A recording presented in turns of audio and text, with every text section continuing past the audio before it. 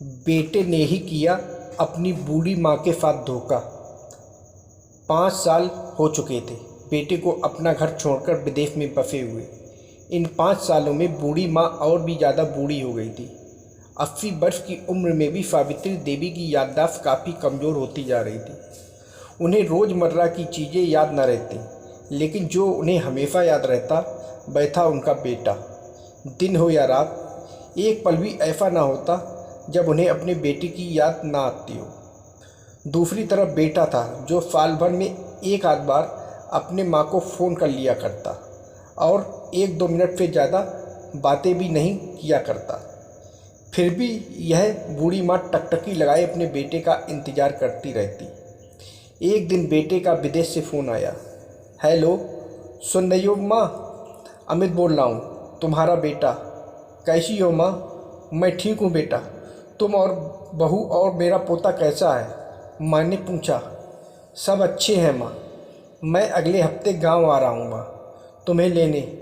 अब हम सब लोग साथ में ही लंदन में रहेंगे माँ। तुम्हारी बहू कह रही थी माँ को यहाँ पर लेकर आओ, बेचारी अकेली वहाँ परेशान होती होगी, बेटे ने कहा।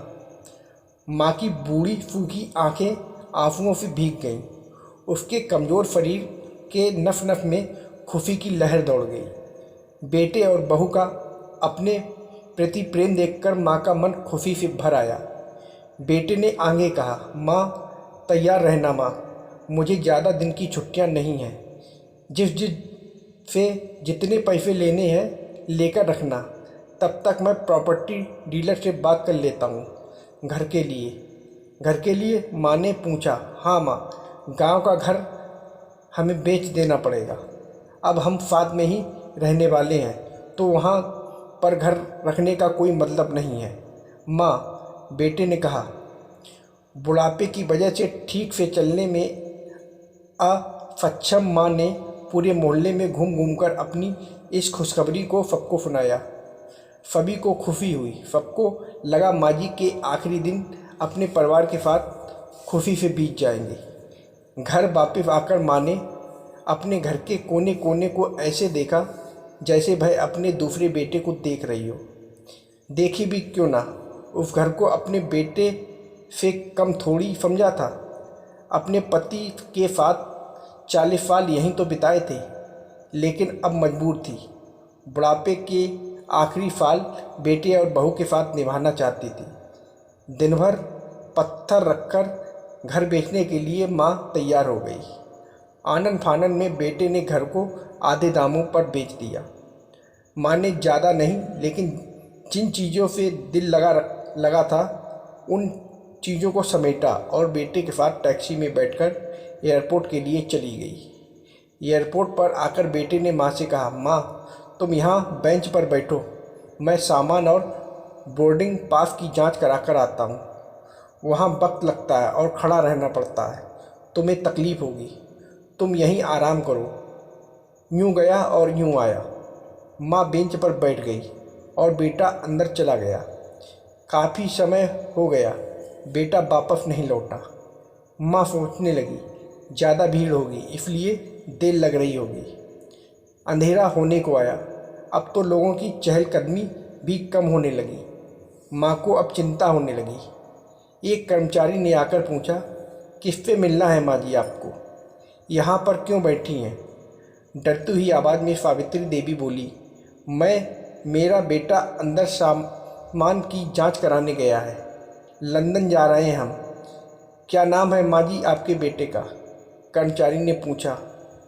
अमित नाम है मेरे बेटे का, सावित्री देवी ने बताया। कर्मचारी अंदर गया और थोड़ी देर बाद बाहर लौटा। उसने सावित्री देवी से कहा, माँ जी लंदन जाने वाली फ़्लाइट तो दोपहर में ही जा चुकी है और आपका बेटा भी उस फ्लाइट में बैठकर लंदन जा चुका है। अब आपके यहाँ बैठने का कोई मतलब नहीं है, आप भी अपने घर चली जाइए। क्या जा चुका है और मैं घर जाऊँ? घर? माँ की आंखों से आंसुओं के फैलाव उठने लगे। जैसे तैसे माँ घर पहुँची तो अब उसका था ही नहीं, बिक चुका था। वो वहीं बरामदे में तुलसी के पास सो गई। घर के नए मालिक को उस पर दया आई तो एक कमरा किराए से उसको दे दिया। पेंशन के पैसों से खाना और किराए का बंदोबस्त हो जाता था। दिन बीतने लगे। कुछ दिनों बाद घर के नए मालिक ने सावित्री देवी से कहा, माँ जी, आप अपने रिश्तेदारों के यहाँ पर जाकर क्यों नहीं रहती? इस उम्र में आपके लिए वही अच्छा होगा। अच्छा तो होगा, लेकिन अगर मेरा बेटा वापस आया तो उसका ख्याल कौन रखेगा? मेरा बेटा बहुत भोला है, उसे अपना ख्याल रखना बिल्कुल नहीं आता। मैं कहीं नहीं जाऊंगी, क्या पता कब उसे मेरी ज़रूरत पड़ जाए। माँ ने कहा। दोस्तों, सच बता रहा हूँ, माँ की ऐसी बातें सुनकर मेरी आंखों में आंसू आ गए। किसी ने सच ही कहा है, पूत कपूत हो सकता है, लेकिन माता कभी कुमाता नहीं होती।